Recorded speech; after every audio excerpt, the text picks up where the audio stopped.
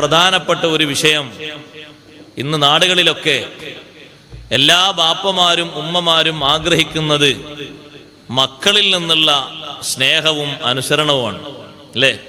അതാഗ്രഹിക്കാത്തവരാരുമില്ല, ആരുമില്ല അതാഗ്രഹിക്കാത്തവർ. എൻ്റെ മക്കൾ എന്നെ അനുസരിക്കണം എന്ന് ഞാൻ ആഗ്രഹിക്കുന്നൊരു പിതാവാണ്. പക്ഷെ അതിന് ഞാൻ ചെയ്യേണ്ട ചില കാര്യങ്ങളുണ്ട്. അതാദ്യം പറയാം, എന്നിട്ട് മക്കളിലേക്ക് വരാം. മക്കളെ അനുസരിക്കാൻ ബാപ്പയും ഉമ്മയും ജീവിതത്തിൽ ശ്രദ്ധിക്കേണ്ട പല കാര്യങ്ങളുണ്ട്. അതിലൊന്ന്, അവരുടെ ജീവിതത്തിൽ അവര് നല്ല മാതൃകായോഗ്യരായിരിക്കണം. ബാപ്പയും ഉമ്മയും മാതൃകാ പുരുഷന്മാരാകണം. ബാപ്പയിലും ഉമ്മയിലും വീക്ക്നെസ്സുകൾ ഉണ്ടെങ്കിൽ അത് സ്വകാര്യ വീക്ക്നെസ്സുകളാണെങ്കിലും മക്കളിലൂടെ അത് പുറത്തേക്ക് വെളിവാകുന്നതാണ്. അൽ വലതു സിർറു വാലിദിഹി, മക്കൾ ബാപ്പാന്റെയും ഉമ്മാന്റെയും രഹസ്യമാണ് എന്ന് സയ്യിദുനാ റസൂലുള്ളാഹി സ്വല്ലല്ലാഹു അലൈഹി വസല്ലം. അവരെ രഹസ്യ ജീവിതത്തിൽ എന്തെല്ലാം മറകളും പോരായ്മകളും വീക്ക്നെസ്സുകളും ഉണ്ടോ അതിവിടെ പുറത്തു വരും.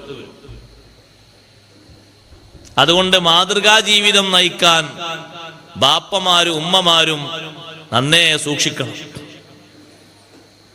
അതുകൊണ്ടാണല്ലോ നിങ്ങൾ നോക്ക്, പഴയ കാലത്തൊരു ഉദാഹരണം പറയലുണ്ട്.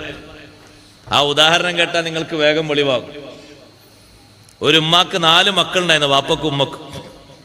ശരിക്കും ശ്രദ്ധിച്ചോളിട്ടോ. ഇനി ഈ ഉദാഹരണം നടന്ന് നിങ്ങളുടെ നാട്ടിലാണോ എന്നറിയില്ല, ശരിക്കും ശ്രദ്ധിച്ചോളൂ. 4 മക്കളുണ്ടായിരുന്നു ഒരു ബാപ്പക്കും ഉമ്മക്കും. 4ാമത്തെ കുട്ടിയെ മാർക്കം ചെയ്യാൻ ഒരു നിലക്കും കിട്ടുന്നില്ല. ആ കുട്ടി കുതിറി ഓടുക, പിടിച്ചിട്ട് ഒരു നിലക്കും പിടുത്തം കിട്ടുന്നില്ല. എന്നെ അങ്ങനെ നിങ്ങൾ നിർബന്ധിക്കുകയാണെങ്കിൽ ഞാൻ മരിച്ചു പോകും, അങ്ങനെ ചെയ്യും ഇങ്ങനെ ചെയ്യും എന്നൊക്കെ കുട്ടി തിരിച്ചു പറയുന്നു. ഒരു നിലക്കും കിട്ടാതിരുന്നപ്പോ ഉമ്മ പറഞ്ഞു, മക്കളെ എന്നാ പിന്നെ നിർബന്ധിപ്പിക്കണ്ട, ഒന്ന് ബാപ്പയെ പോലെയും കിടന്നോട്ടെ എന്ന് പറഞ്ഞു.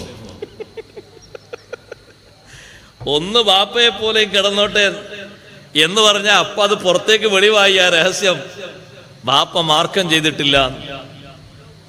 മാർക്കം ചെയ്യുക, ചേലാകർമ്മം ചെയ്യുക എന്നുള്ളത് പേര് സുന്നത്ത് കല്യാണാണെങ്കിലും വിഷയം നിർബന്ധമാണ്.